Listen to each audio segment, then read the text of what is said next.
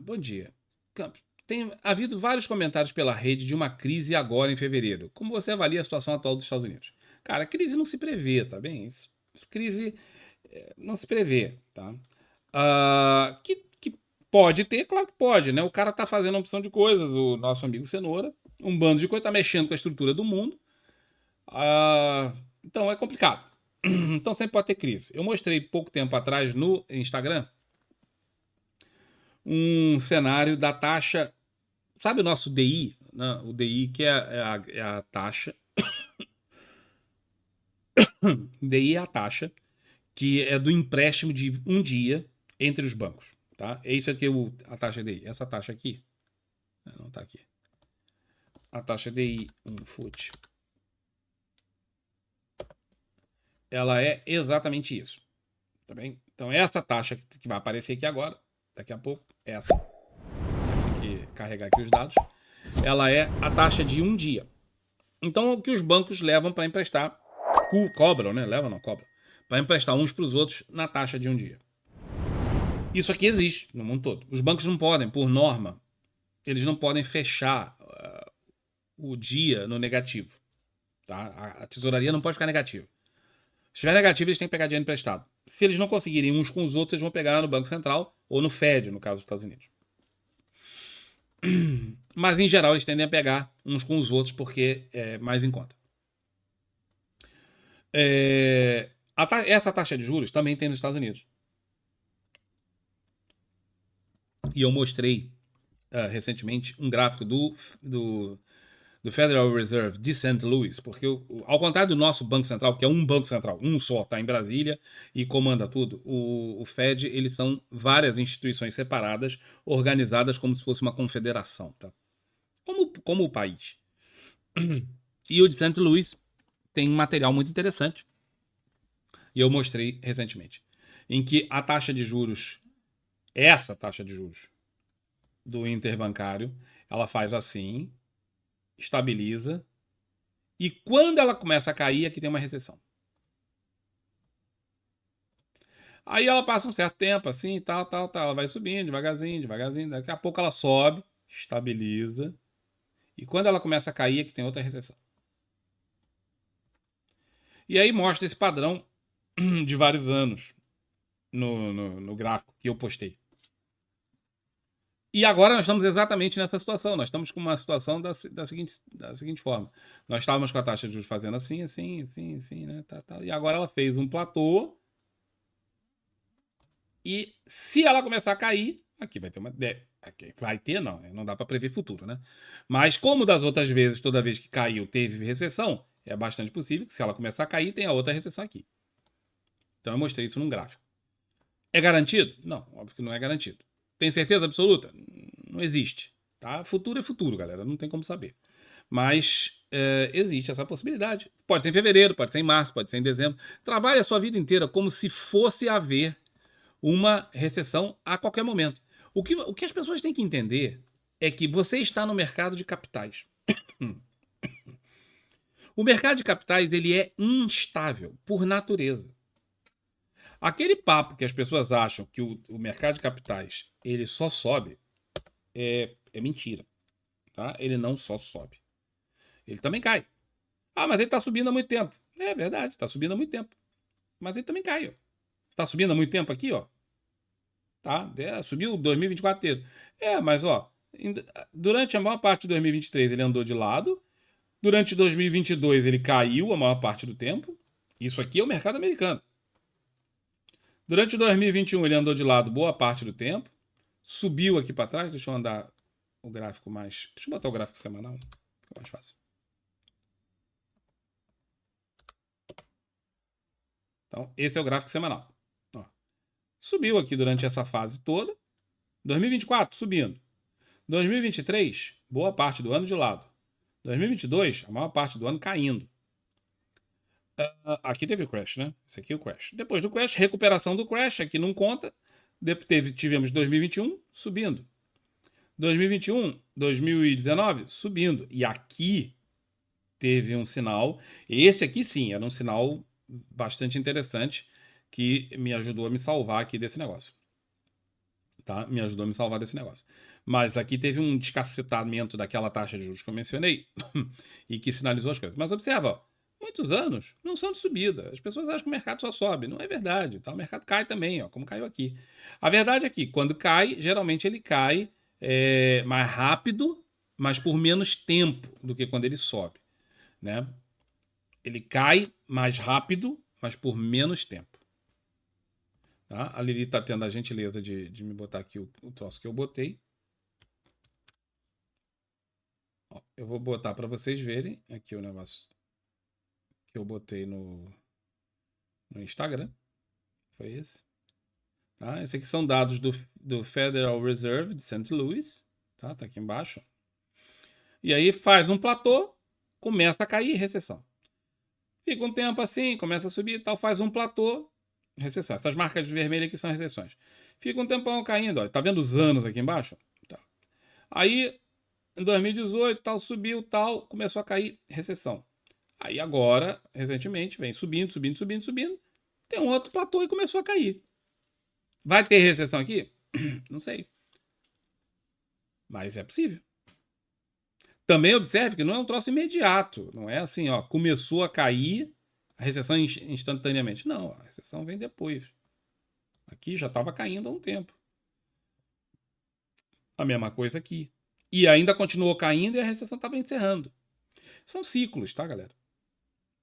O que o cara tem que entender é que trabalhar no mercado de capitais é trabalhar o resto da vida na incerteza.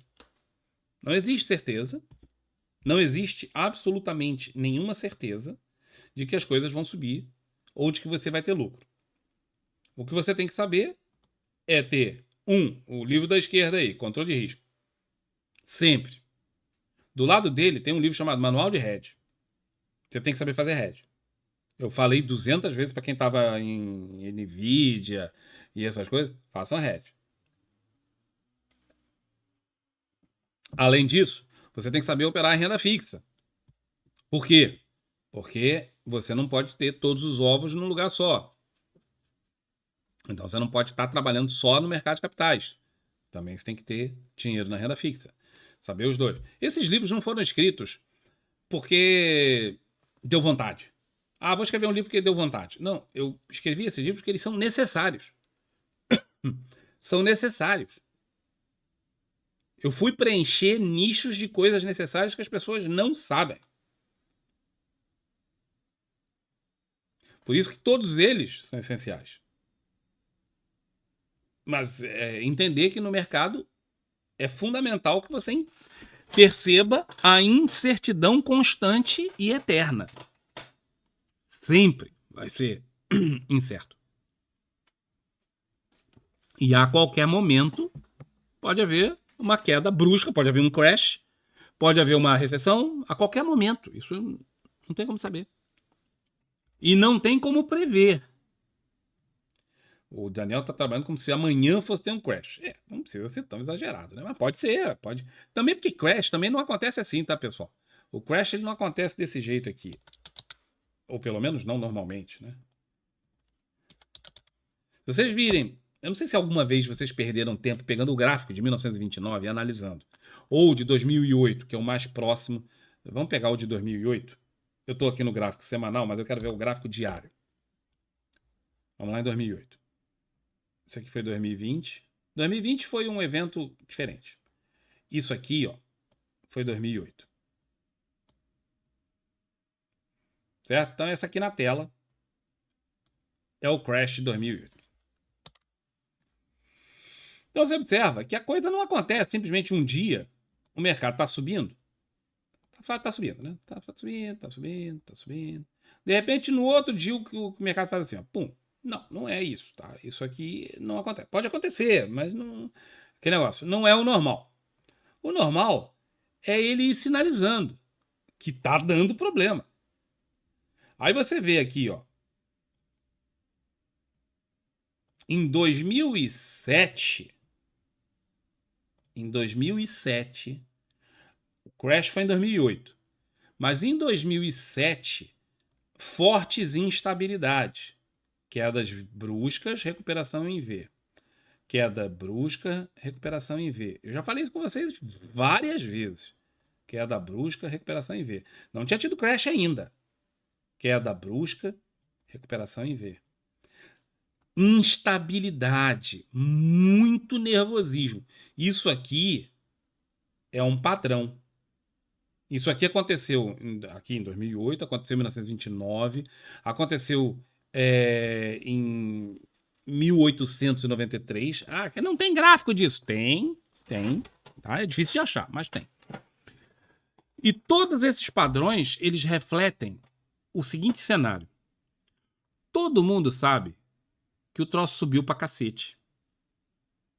E fica o tempo inteiro aparecendo, assim, subiu muito, é hora de cair. E começa a vir os arautos da desgraça, dizendo que tem um crash amanhã. E aí qualquer coisinha que acontece, todo mundo fica se apavorando e vende, mas os caras continuam querendo comprar. Ao mesmo tempo tem a galera otimista.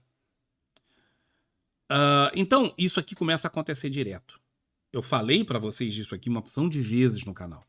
Fiquem atentos a esse tipo de sinal. Eu mostrei isso aqui quando eu ainda analisava o SP Futuro direto. Eu mostrei isso para vocês. Isso aqui começou a acontecer um ano antes do crash de 2008. Certo? Um ano antes. Em 1929, ele começou em 1927. Um ano e meio antes. Mas o troço continua subindo. Ah, eu tenho que sair aqui? Não. Em 1929 não existia como fazer hedge. Não tinha como fazer hedge. Não existiam os instrumentos para isso. Hoje tem. Então, o que o cara tem que fazer? Começou a observar isso aqui, faz hedge. Quantas vezes eu falei aqui no canal, para o pessoal que está operando no mercado americano, aumenta o hedge. Façam hedge. Estudem hedge. Quantas vezes vocês me viram falando isso? Quantas e quantas vezes eu sugeri, leiam esse livro. Estude agora, não é lá, na hora, não dá tempo. Você não vai conseguir aprender e usar o negócio em cima da hora. Tá? Vou aprender a pilotar, a pousar um avião na hora que o piloto morreu e eu preciso pousar, tá acabando a gasolina e eu preciso pousar. Vou ler aqui esse livro e vou aprender a pousar o avião agora. Não, não vai funcionar, não é assim que funciona. Né? Então você se prepara antes. Nós falamos 1000 vezes sobre isso. Então, isso aqui é um crash. Observe que ele não é instantâneo. Não é um troço faz assim, ó. De repente. Cacete, o que eu fiz aqui?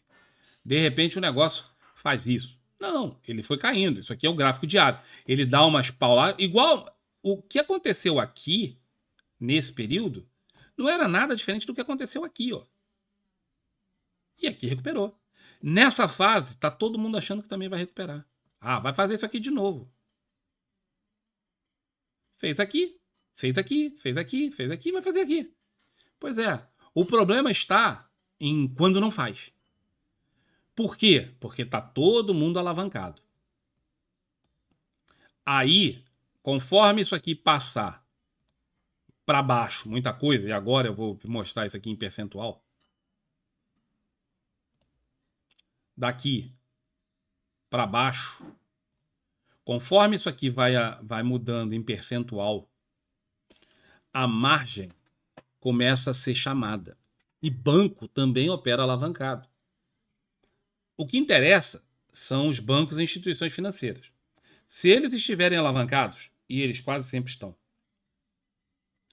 quando começa a acontecer isso aqui e não volta, porque todo mundo espera que volte, quando não volta e continua caindo, tem chamada de margem.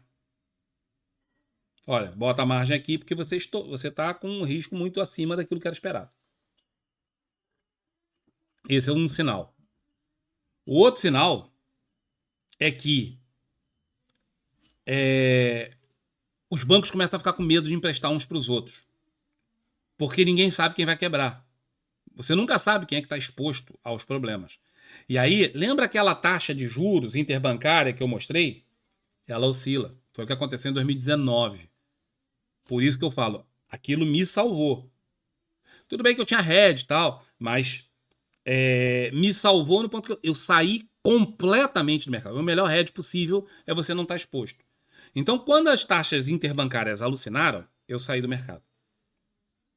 E também não é um segredo falar, Campos, mas é mentira.